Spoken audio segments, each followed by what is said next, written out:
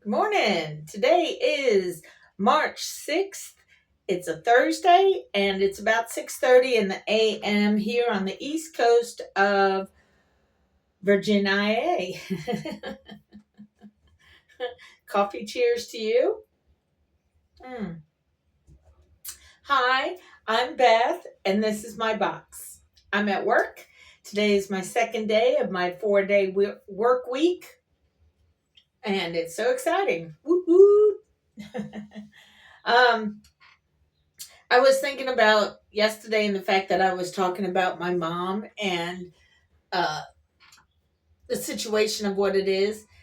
And see, when you get older, if there's younger folks watching, when you get older, you start to look back at your life and different things that happen in it. And then, at least for me, what I do when I look at the past and what's happened, I analyze myself to see, okay, why did I do this action or why did I do that action?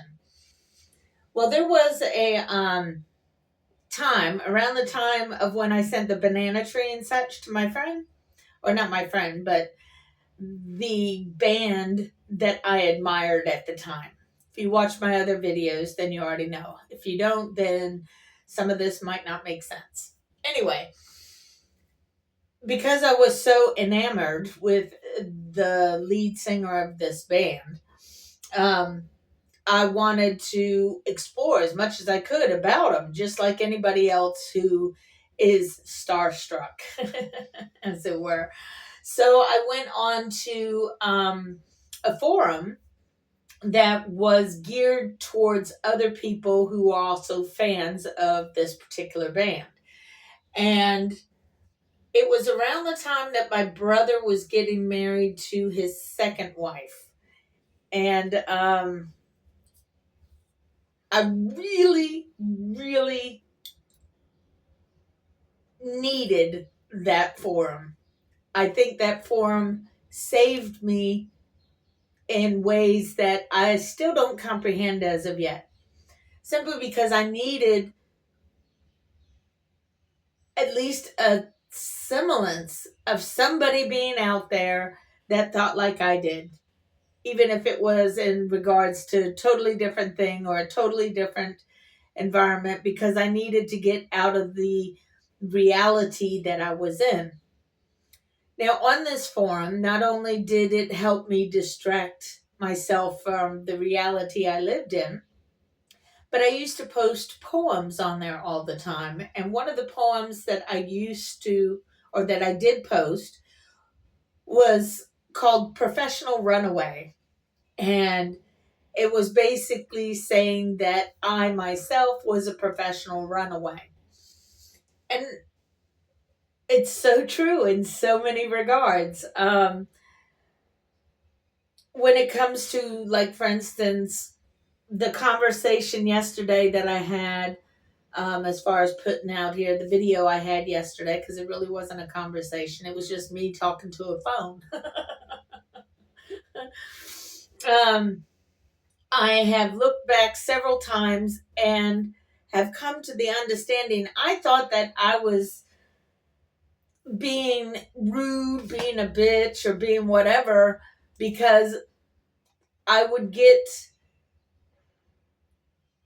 emotionally distraught, which is better than saying angry, because it really wasn't an angry situation. It was more of a distraught. And then when I get distraught like that, then I appear like I'm angry, but I'm really not. I just don't know what I need to do. So I'm stumped and I get flustered, and it comes out as an angry type of a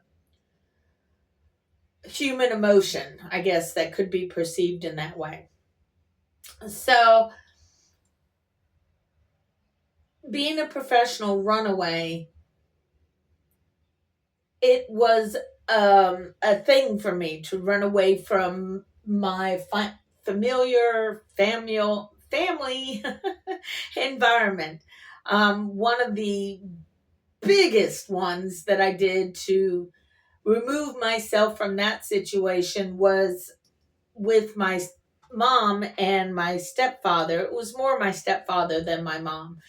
Um, I had we had a dog named Schultz, and I basically named the dog. It was a pound puppy, and Schultz was part dachshund, part beagle, just kind of a mutt. You know what I mean? Well, that was my dog. I basically, not my dog per se, it was the family dog, but I pretty much named the dog, picked the dog out from the pound, and such as that. And because I'm such an avid animal lover, that I'll be daggone if somebody's going to cause harm to an animal that I absolutely adore. Now, mind you, I was 15 on the edge of 16 at this time in which this occurred. And I had already made the decision to move from my mom's house to go live with my dad and his new wife. So it all blew up one night when, because everybody already knew that I was going to move out. Okay. It was going to be at the end of the school year kind of situation.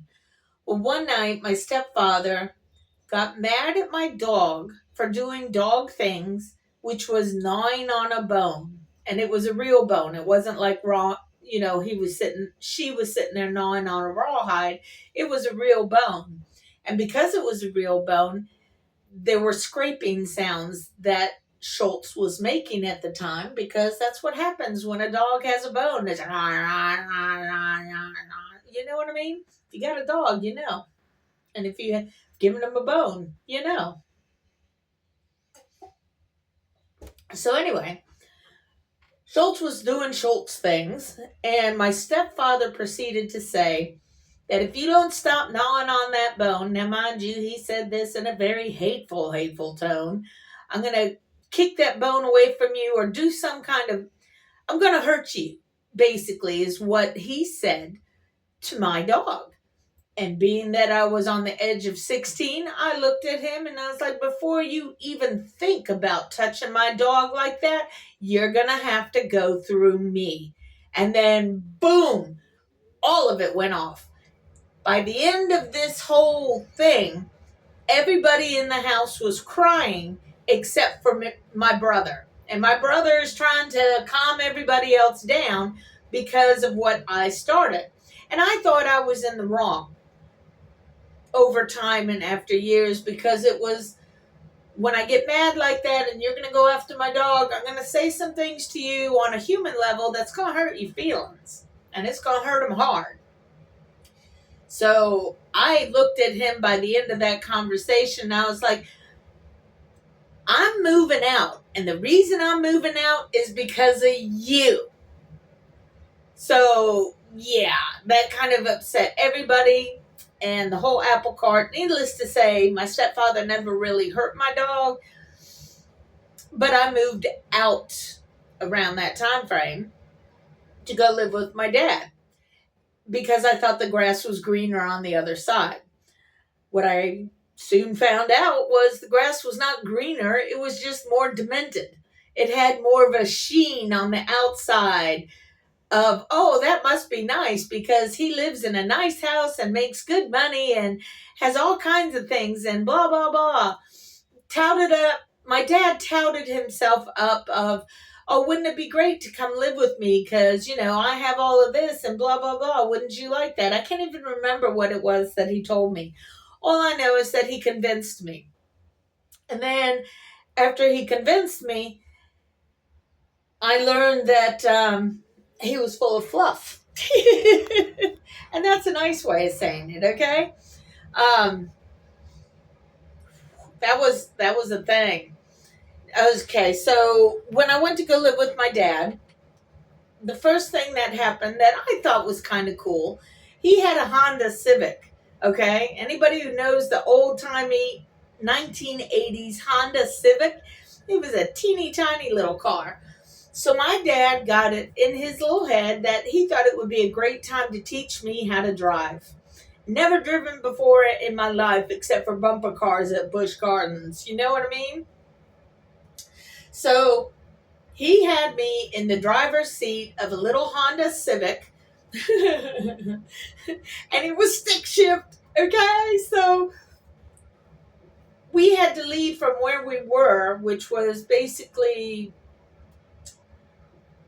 Western Virginia, up more in their hilly areas. It was in Roanoke, if you know anything about. It's basically around the Blue Ridge Mountain area. So we had to move. I had to move from there to go to where his house was, which was basically in Alexandria, Virginia, which is on the basic bottom end of DC. So it was only like a maybe 2 hour drive, something like that. So anyway, he had me driving on the interstate in this little Civic by 18 wheelers, and it was a stick shift, and I've never done that before. And that's kind of how my dad was. He put you in a situation where the only thing you could do was sink or swim. Okay? So I had to swim. Only in this case, it was I had to drive. And he helped change the gears for me. He would tell me to put the clutch in and all of this stuff, but it kind of freaked me out, but it was also glorious at the same time. Like, woohoo, I get to drive, you know? So that was cool, but it was also terrifying. But I got it done. We arrived right alive. Anyway, so being a professional runaway, I did end up over time after a whole bazillion bunch of things happened that I swear to God, if somebody made a movie about my life, it would be one hell of a story to tell because damn. So it's kind of not hard to imagine I ended up like I am now because of everything that happened before. Oh, anyway,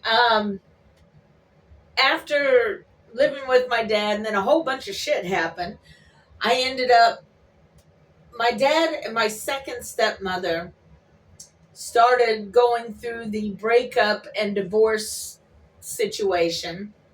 And I ended up with my stepmom, not my dad, because my dad was in the wrong in my viewpoint at that time because he was having an affair. And we learned that this guy, Andy, he was hanging out with at a bar, was actually Andrea. It was a whole thing, I'm telling you, people. It really was.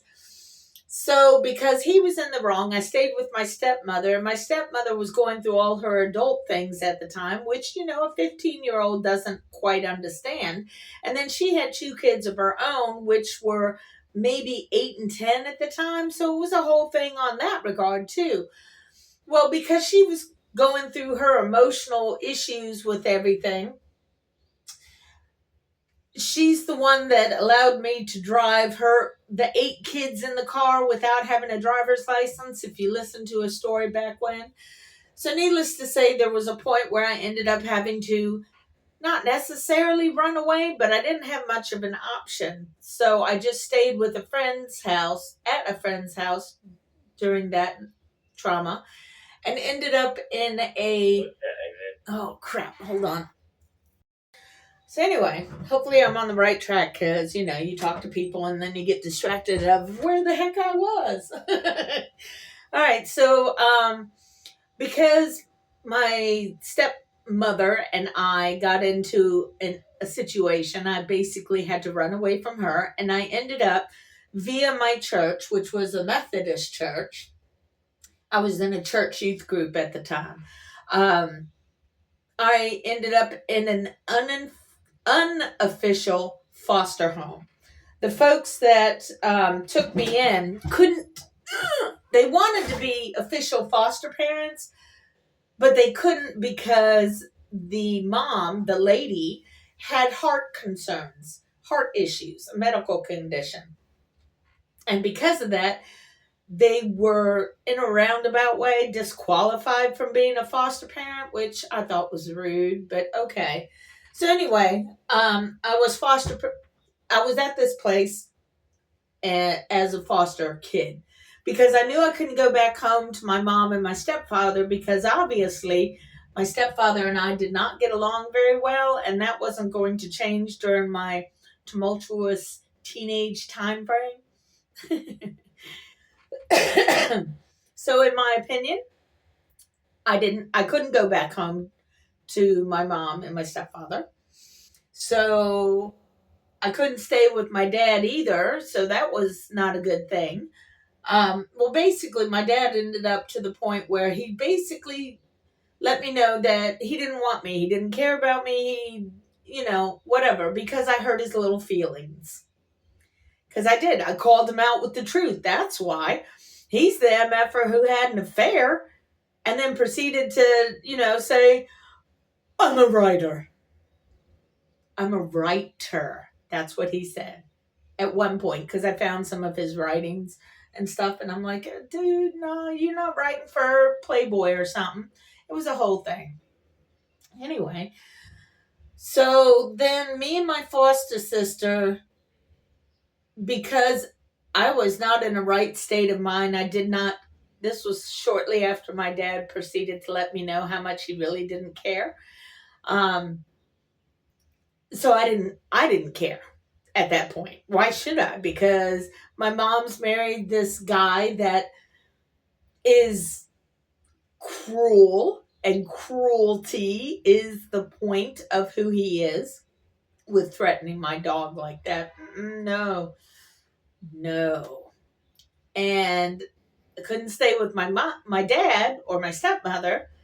And now I'm in a foster home, so I'm just a misfit child with no home to go to. And so my foster sister decided we should skip school. And then in so doing, I was really good at forging somebody's name. So I forged my foster parents' name on the excuse slips for both me and her. And it would have been fine. They would not have noticed had we not continued to skip school more than, one day here or one day there. No, we decided, hey, this worked out. Nobody caught us. Let's keep going. Well, we got caught because we were over arrogant. And she freaked the fuck out because she, had never really been in trouble before. And we both got suspended because we got caught cheating. So instead of going home and facing the music, which we should have done, she decided we needed to run away. So I didn't give a shit. I didn't give a shit about a whole lot of nothing at that time.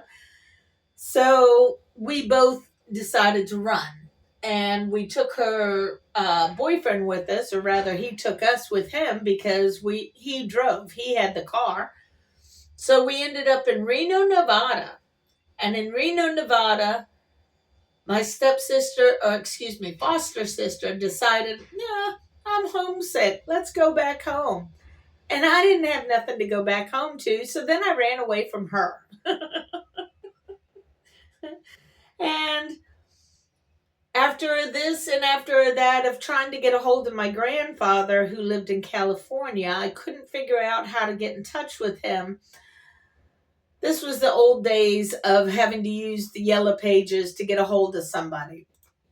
Or not 411. Yeah, what's the 411? The information number. I couldn't get a hold of him. So in the end, I ended up calling my mom.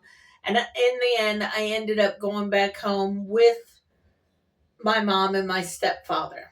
Needless to say, it was still kind of tense and tenuous. And when I did that, I had like 3 months left of high school because I was a senior. So at this point, they lived out in the country, away from the mountainous area and more towards Richmond area. And it was on the outskirts of town. So it was, we're a countrified area. So then that was a whole nother thing. But shortly after I graduated high school and saved up enough money, I just moved out. There was another fight that I probably started or caused, or was a lot of it had to do with me. And then I moved out. And then that was kind of a pattern because I would move out, then move back, then move out, then move back. And right now I can feel and sense the same ickiness of wanting to move out because I thoroughly 100% disagree with the person that I am living with. Is she cruel straight outward? Oh, no, it's not like that. It's the subtle cruelty, like voting for a man who is going to take away my future security because he wants to fuck around with Medicaid, Medicare, and Social Security. Those are things that I had always thought that I had a safety net to catch me if I really, really fucked up. So long as I had something at the end of my living existence here on this planet Earth, I thought I had that as a safety net. Well, with my mom's vote and everybody else's vote to make it look like this guy's win was legit when it wasn't, because he cheated. Again, he cheated. But all these people, including my mom, who voted for him, basically want to get rid of my safety net and everybody else's safety net when it comes to Social Security, Medicare, and Medicaid. That it's unfathomable. Okay, I just blew that. Unfathomable that she could do that because she's following a man and his word, and he's worse than any of the men that she had ever slept with. And I couldn't get it through to her. So all of this is going through my head and trying to figure out what the hell is going on in my little world. So that brings a little more clarification. Some of it, yes, when I was younger, I did start stuff, but it wasn't that I started stuff that was a lie. I was just, even then, standing up for the truth, standing up for non-cruelty, standing up for what I saw as being more righteous than the cruelty that she was accustomed to. Because F that. F that. Anyway, that was my 22-minute rant for the day. How I'm feeling now about my mom is cumulative. It's not like it's just a one-time deal. It's been a lifetime of all of this, and it makes me understand more why I moved out all those times that I moved out. And apparently I needed a refresher course on why I was like that as a kid. It wasn't really just me. It was a combination of factors. You go against truth, you go towards cruelty, and I will go against you every time. Doesn't matter. Anyway, that's enough of my rant and my personal issues and blah, blah, blah. Anyway, y'all take care of each other. I'll see you tomorrow, all right? That's all we got. Peace out.